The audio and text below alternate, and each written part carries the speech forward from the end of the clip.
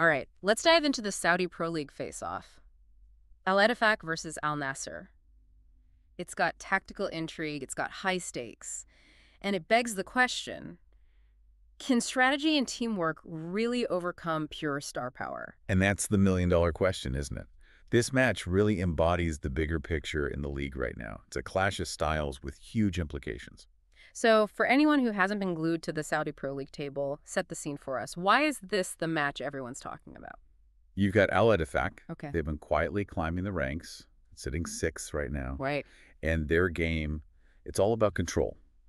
Patient build-up, tight defense, and then bam, those counterattacks that just leave the opponent reeling. I love that. They lull you into this false sense of security and boom, hit you with a counterattack before you even know what's happening. Exactly. And then you've got Al-Nassr on the other side. Yeah. Star power galore. Yeah. Names like Ronaldo. Right. Global names. Absolutely. Yeah. Global recognition. They're second in the league.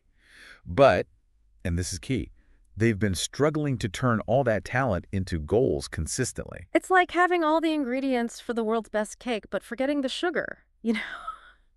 Yeah. You've got the potential, but something's just not coming together. A perfect analogy. And that's what makes this matchup so compelling. Al-Ettifaq, they've got that strategic, almost surgical approach. Right. And then Al-Nassr, they rely so heavily on individual brilliance. So a real clash of styles then. But let's dive into the tactics a bit. We've got some hints about the potential lineups. We do. Al-Ettifaq. They're expected to stick with their tried-and-true 4-2-3-1. It's all about that balance we talked about.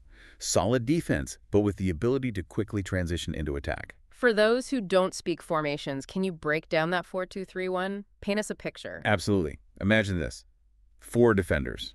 That's your solid back line. Right. Then you've got 2 defensive midfielders. They're the shield in front of that defense. Okay. And then, ahead of them, 3 attacking midfielders. These guys create chances, but can also track back and help defensively. So it's like a well-oiled machine, every part working in sync. And that's precisely what makes them so dangerous on the counter. They win the ball back, boom. Those 3 attacking midfielders plus the lone striker, they can transition into attack mode so quickly. Often catches the other team totally off guard. And what about Al-Nassr? They're probably going for a more attack-heavy formation, right? That 4-3-3 seems perfect for a team with that much firepower up front. Yeah, it does, doesn't it? 4-3-3 gives them attacking width, keeps things fluid. Those 3 forwards can really stretch the other team's defense. And, of course, when you've got Ronaldo, Talisca, Right. in those forward positions, pace, power, they can hit you from anywhere. But as we said, there's been a bit of a disconnect, all that talent, but the goals haven't exactly been flowing. Exactly. And that's where things get interesting tactically speaking. You see, our source material keeps mentioning Luis Gustavo. Okay. Now, he's a name that might not mean much to casual fans. Right.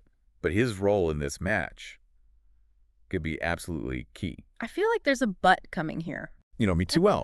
Look, the 4-3-3, it's great for attacking flair, but it can leave the midfield a little exposed, especially against a team like Al-Ettifaq. Right, because they're so good on the counter. Exactly. They're masters of it. And that's where Gustavo comes in. He's that shield, sits in front of the defense, breaks up attacks, and then distributes the ball quickly, gets it to those dangerous attackers. So he's the anchor, the one who holds it all together when Al-Nassr pushes forward. Exactly. If Al-Nassr are going to break down this Al-Ettifaq defense, they need Gustavo on top form, disrupting, anticipating. It's going to be fascinating to watch. It's like a chess match within a chess match. Al-Ettifaq trying to get past Gustavo to launch those counters, and Gustavo, he's got to read their every move. Exactly. And that's the beauty of this matchup, right? It's not just about individual brilliance. It's those systems clashing, those mini battles within the bigger game. So speaking of those battles, what matchups are you really zeroing in on from all the data we've got? Well, the obvious one is Al-Ettifaq's defense, which has been rock solid against Cristiano Ronaldo. I mean, we all know what he can do. Right. The guy's a goal machine. But can he find the space against this disciplined Al-Ettifaq backline? Especially with those counterattacks always a threat. They've always got that in their back pocket. Yeah. Exactly. And then on the other side, watch how Al-Nassr's midfield, with Gustavo leading the charge, handles Al-Ettifaq's attacking midfielder. When they're breaking forward. Exactly. If Al-Nassr's midfield switches off, even for a second, Al-Ettifaq have the players to make them pay. Sounds like a tactical masterclass waiting to happen. A real battle of wits, A&D skill. But beyond all the tactics and formations, this match feels bigger somehow, don't you think? Absolutely. This isn't just about 3 points, it's a statement game for both sides. Okay, I'm listening. What's at stake here for both teams? Well, for Al-Ettifaq, a win against this Al-Nassr side, packed with stars, it'd be massive. A real David versus Goliath story. It tells the whole league. We're not just here to make up the numbers. We're here to challenge the top dogs. So a win cements their status. They're serious contenders. Exactly. It proves their approach, steady progress, that tactical discipline over individual brilliance. It can actually bring down the giants. And for Al-Nass, they're used to being the favorites, the ones expected to win. What happens if they don't? Oh, the pressure's on, for sure. They've poured a lot of resources into building this team, this star-studded lineup. They need results. Trophies, to be precise. So a loss here. Or even a draw against Al-Ettifaq. That's going to raise some eyebrows. Absolutely. It wouldn't just hurt them in the title race. It'd be a blow to their confidence. Yeah. They have to show they're more than just a collection of big names. They need to gel as a team. Find that consistency.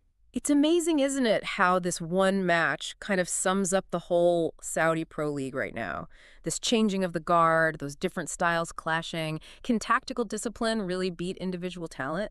Fascinating stuff. And for fans who are just discovering the league, well, this is the match to watch. It shows you how exciting, how unpredictable it's become. Right. It reminds us there are great stories in football everywhere, even in leagues we don't follow as closely. So we've gone deep on the tactics, the stakes, everything. As we wrap up, what's the one thing you want our listeners to take away? I'd say never underestimate the power of teamwork. Uh, A solid game plan. Al-Ettifaq, they've shown you don't need a team sheet full of superstars to compete at the top. It's that classic underdog story, right? And we all love to see the underdog do well. But at the same time, there's something magical about watching players like Ronaldo work their magic. This match, Al-Ettifaq versus Al-Nassr, it's what makes football so great. Tactics, individual brilliance, all coming together. Pure drama. Thanks for joining us for this deep dive. We'll see you next time.